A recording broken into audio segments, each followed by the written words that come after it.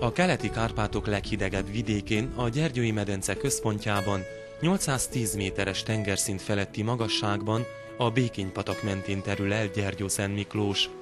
A Hargita megye harmadik legnagyobb településeként számon tartott székelyföldi kisváros első írásos emlékét az 1332. évi pápai jegyzék őrzi Georgió néven.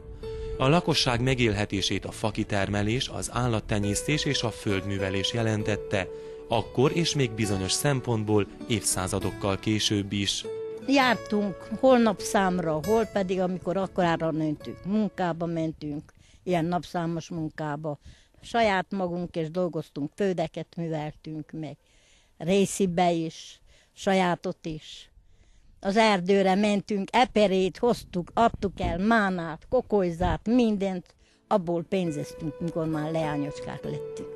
1607-ben Rákóczi Zsigmond fejedelem a szentmiklósi közösségnek adta ki legelőször a vásártartási jogokat. Eszerint egy évben 2 országos vásárt szervezhettek. Az igazi fejlődést azonban a települést körülölelő fenyőerdők biztosították a városnak. Az 1600-as évek végétől nagyszámú örmény lakosság telepedik be, amely hamarosan irányítása alá vonja a fakitermelést és a fakereskedelmet. A 19. században Orbán Balázs leírásában Gyergyószentmiklós már komoly hagyományokkal rendelkező, fejlett székelyföldi kereskedőközpont. Ezelőtt 100 esztendővel Gyergyószentmiklós Kelet-Erdély egyik legfontosabb gazdasági központja volt. Itt jött létre Erdély egyik legfontosabb bankrendszere az örményeknek köszönhetően. Nagyon fontos kézműves kereskedelmi központ volt, fafeldolgozó gyárai voltak, és kereskedelméről híres volt a Gyergyószentmiklós települése. 1907-ben Orell Dezső akkori polgármester kezdeményezése nyomán várossá nyilvánítják a Békény-parti nagyközséget. Ugyancsak abban az évben építik ki a vasúti hálózatot, akkor épül fel a Gyergyószentmiklósi vasútállomás, amelyre befut az első gőzmozdony. Ekkor indul meg az oktatás a Magyar Királyi Főgimnáziumban is, amely mind a mai napig a térség egyik legszínvonalasabb középiskolája. 1908-ban már heti lapja is van a városnak. Gyakorlatilag már 1907 előtt is, mielőtt a városi rangot megkapja, már egy valódi urbánus, igazi székelyföldi kisvárosnak számított, de mégis nagyközségként volt közigazgatási szempontok szerint kezelve, de majd 1907 végétől, amikor december közepén összeül az első városi képviselőtestület, amikor december végén megválasztják a város első polgármesterét, attól fogva egy igazán a fejlődés útjára lépő székely kisvárossá válik. Az 1902-es népszámláláskor Gyergyószentmiklósnak közel 9000 lakosa volt. Ennek 95%-a magyar, de néhány román, német, rutén és cigány családot is feljegyeztek. A betelepülő örmény lakosság addigra már gyakorlatilag teljesen elmagyarosodik, csak egyházi szertartásaikban különböznek kissé a település és a környékbeli falvak döntő többségben lévő római katolikusaitól. Nagyon sokan írnak arról, hogy hogyan képzelik el a város, illetve az akkori nagyközség, de már a városi jelölt település fejlődését, és én nagyon igazán az akkori, mondjam így, a boldog békeidőkben egy igazán önfelett, bohém kis székelyföldi városként élte meg a maga életét Gyergyószentmiklós. Nem hiába mondták akkor, úgy Székelyföldön, amikor egymásra csúfolkodtak az emberek és a városok, hogy Székelyudvarhely ugye kávézik, Csíkszereda fortyog, és Gyergyószentmiklós üzletel.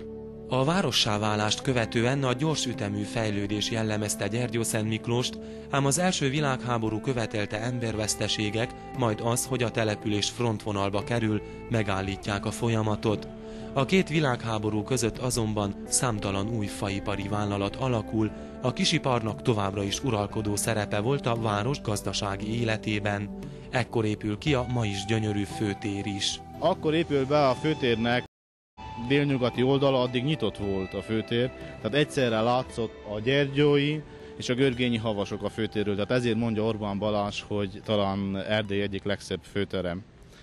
A város tovább gondolkozott, tehát egy kettős főterű város jött volna létre a szándékok szerint, de az első világháború sajnos elmosta ezt a gondolatot. Tehát a Salamon Ernő előtt alakult volna ki a második főtere a városnak, úgy épült a polgármesteri hivatal, a Salamon Ernő kórház, tehát egyházi birtokokra.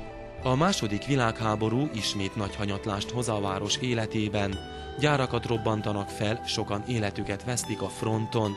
Az ezt követő években szovjet mintára erőszakosan létrehozott szövetkezetekbe kényszerítik a kisiparosokat. A kommunizmus éveiben épített gyárak mellé 3 lakónegyedet is felhúznak. Ezekbe a környező falvakból és moldvai településekről több százan költöznek be, így lényegesen megváltozik a város nemzetiségi összetétele. Családommal 1996 óta lassan 11 éve élek Gyergyószentmiklóson. Tulajdonképpen a jobb állásért jöttünk ide. Semmilyen nehézségben nem ütköztem, annak ellenére, hogy a munkahelyemen egyedüli román nemzetiségű vagyok, nagyon jó viszonyban vagyok kollégáimmal is. A 89-es változásokat követően Gyergyószentmiklósról is sokan külföldre költöznek a jobb megélhetés reményében. A mára már megyei jogú várossá fejlődött kisváros már nem fejlődő gazdaságáról, sokkal inkább helyben toporgásáról híres. Ennek ellenére a döntő többségében magyar ajkú lakosság ma is büszke városára. Mi kifejezetten büszkék lehetünk arra, hogy Székelyföldnek egyedüli olyan városáról van szó, ami nem különleges régi fejedelmi privilégiumokat őrzött meg, vagy tovább szélesített, és annak alapján nőtte ki magát városként. Királyok és más fennebb, felsőbb hatóságú, úgymond kegyúri jogokat gyakoroltak azért, hogy várossá váljon.